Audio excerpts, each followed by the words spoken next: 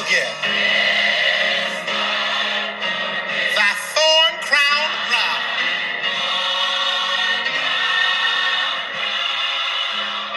Lead me, Jesus, to Calvary.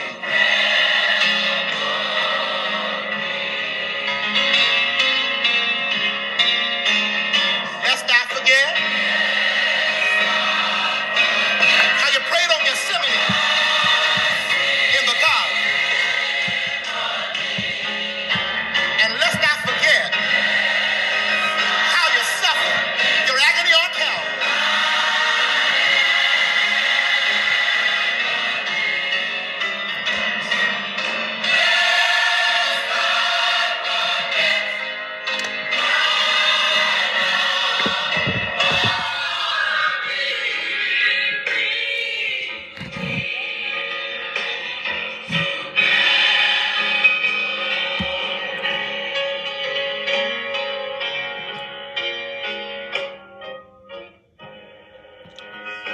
Well, good morning, everybody. Good morning. It is an excellent day to serve an excellent God in and with the spirit of excellence. Good morning. This is Coach Sherry, Chaplain Sherry. This is your community pastor, Sherry. This is Sherry from the 800 block of Mooney Avenue, and today is the 26th day of Lent. It is the 26th day of our 40-day journey to the cross. It is the 26th day that we have been in moments of meditation, introspection, and observation as we are aligning ourselves with the steps of Jesus, as we are taking a look at our own spiritual practices, our own spiritual well-being, and how what we do or do not do affects us spiritually, physically, emotionally, mentally, so that we will have practices that will serve us well beyond these 40 days. We don't want to be doing something just to check off a box, just to say that we participated in Lent, that we observed Lent by fasting. But we want to, those things that we are shedding, we don't want to pick up at day 41. Come Resurrection Day, we don't want to begin those unhealthy practices, or the things that we have vowed to, or we have said that, we really need to start doing some things. Well, on day 41, we don't want to stop those things. We want to continue in a healthy spiritual way. In other words, good morning, Paula. So glad to see you this morning, cousin. So glad to see you this morning. We want to be our whole selves. And that means that there are some things that we need to work on. And so I'm not in this journey with you as the expert of having it all together, but I'm here as a guide, as a facilitator to help us to look at some things. So good morning, Joy. So glad to see you this morning. So on this 26th day of Lent, guess what we are fasting from? We are fasting from comparison. We are fasting from comparing ourselves to other people. We are decreasing in comparing our reality or our value to another. We are really wanting to understand that everything shines and gold and everything glitters is not always what it appears to be. Good morning, Kathy Liggins. So glad to see you. It is the 26th. Good morning, Marquita. It's the 26th day of Lent, and we are fasting from comparison, right? What we're really fasting from is devaluing our own realities, our own experiences, our own place in life. And so on yesterday, on our 25th day of Lent, we were fasting from, let me make sure that I remember, denial, right? We understand that Jesus is in the Garden of Gethsemane.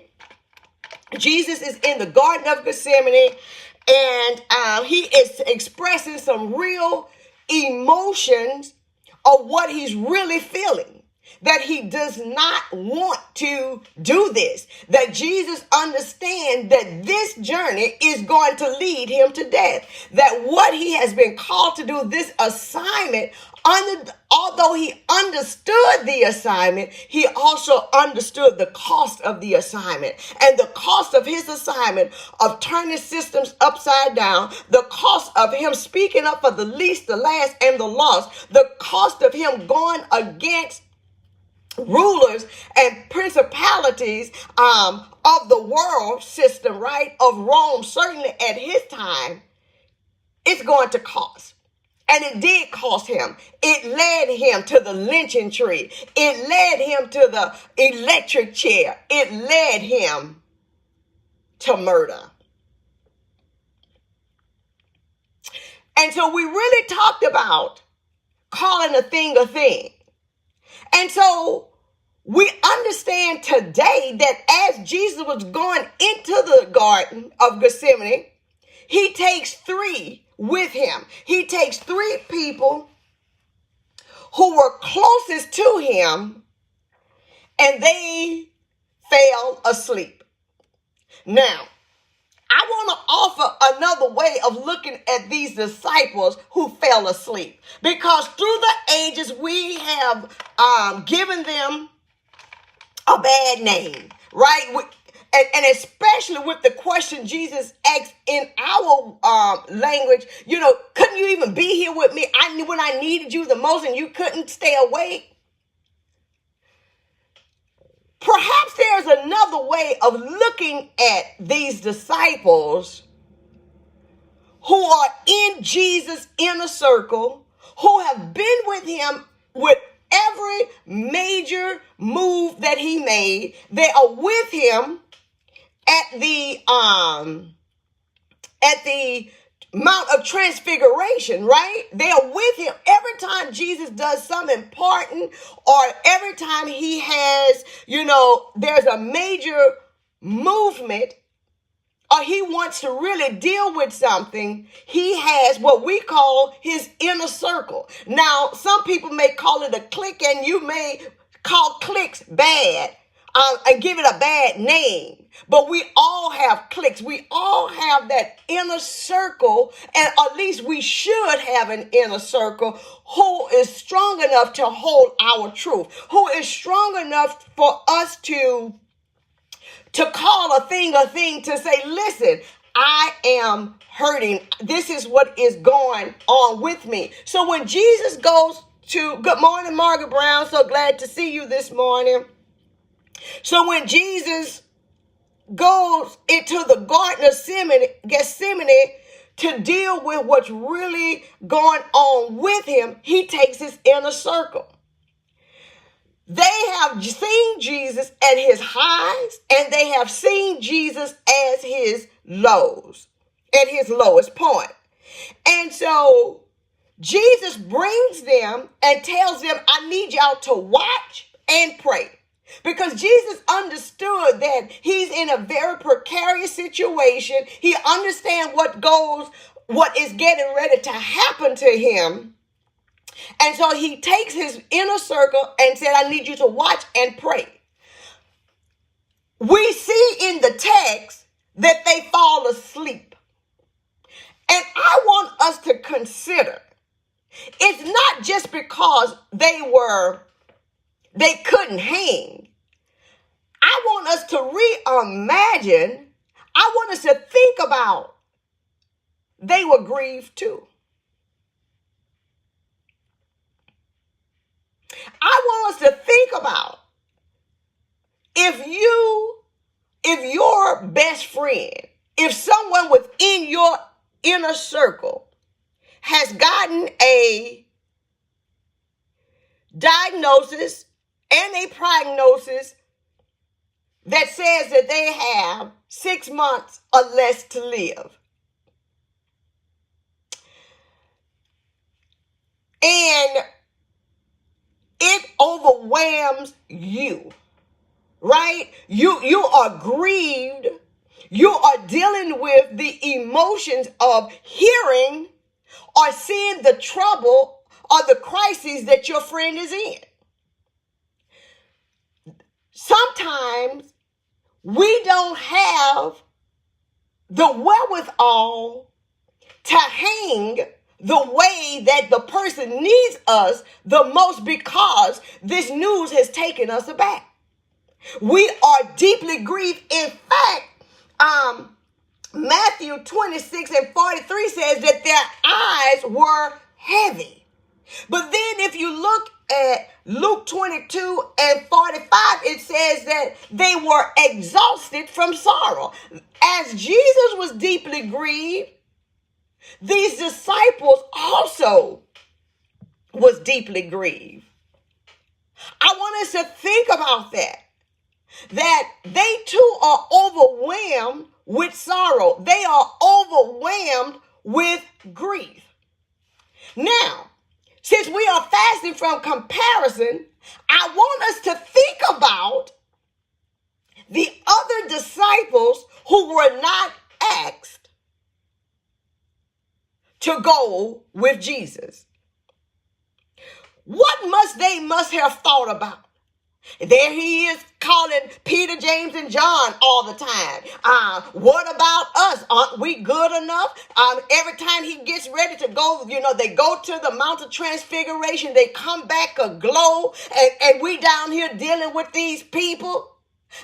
They up front and we are in the trenches. They always have the microphone and we are down here in the trenches. They always get an A, B, and C, and they are comparing their reality with those of Peter, James, and John, the inner circle. We do that all the time because we compare gifts. Now, I see that y'all with me, but you're mighty quiet this morning. We compare gifts. We major in comparing, and I want to tell you, comparing ourselves against another is death-dealing. It is not life-giving.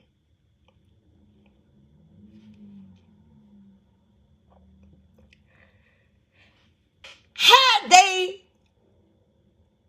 understood that those in the inner circle are just closest to the fire and they get burned first.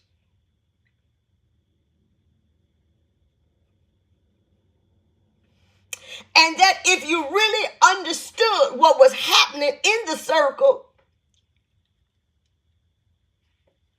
you would really not want to be there because there's a price to pay being in the inner circle. You're going to be the first to deal with the consequences. So we need to stop to decrease in determining the value of our own realities, our own gifts, our own lives, based upon the perception of the reality of another.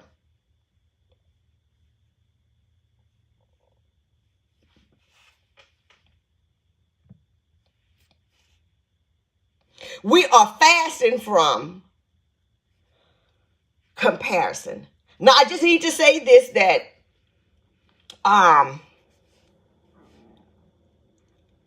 once we understand who we are, once we understand our own individual calls, our own individual gifts, skills, abilities, our own worth, who God has fashioned us to be, and we walk in that, listen, it is so much easier to look to the right and left to see what the other is doing, want to do that, but don't understand everything that comes along with that.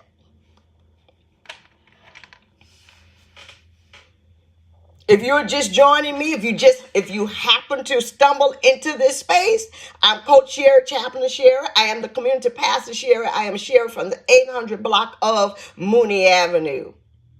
Now, I'm applying makeup, but this doesn't have anything to do with makeup. I'm just doing what I'm doing while I'm doing what I am doing. And I'm trying to get out of the door. But it's our 26th day of Lent, and we are fasting from comparison. We are fasting from comparing ourselves to those who appear to be better, brighter, bigger, more influential. And do you know that in this age of social media, that it is so easy to get caught up in comparison, because everything that somebody else does, they appear to have the best. They have the best situations. They have the best relationships. They have the best ministries. They have the best, bodies. They have the best everything. Everything is always on point. But how many times, it is very rare that we hear anybody talk about their weaknesses. We very seldom do we hear people talking about their flaws, their faults, their failures. So we have a faulty perception of another person. And we do not move in our own lanes. And one of the things that has blessed me is understanding my lane. Now, it does not mean that someone else cannot inspire you or help you to be better, or see things that another person is doing that you can apply, but not to major in. If I just had A, B, and C, then I would. Yeah, we are headed to Calvary. We are headed to the cross.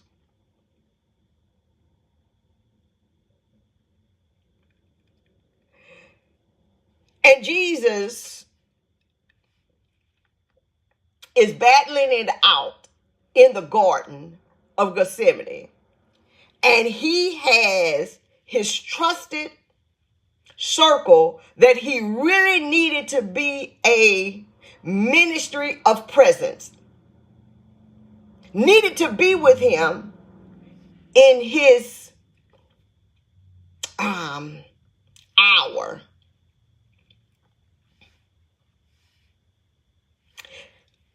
They too, in many ways, may not have understood everything that was going on with Jesus, but they too felt a burden that something was wrong with their friend.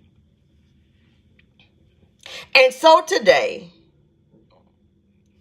we don't want to be like the other disciples who did not go.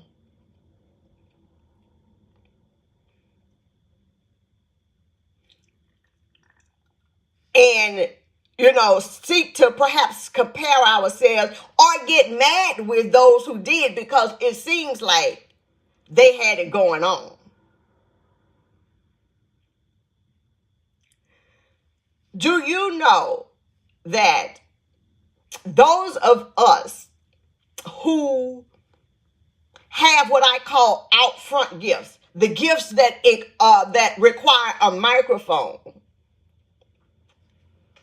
that there's a cost to that. There's a cost to having the microphone. And that those who are in the pews may see the lights, the glitter. You may see the offering plates. I'm here to tell you that it ain't all what it's cracked up to be. And that your gifts, perhaps the gift of prayer. Do you know the gift of that intercessory prayer is a gift? And that the only reason that some of us who have the microphone is able to hold it and do what we need to do or called to do is because you are praying in the pew. Don't despise your gift and covet another's because it appears that it's better on the other side. That's death-dealing living. Walk in your area without comparison.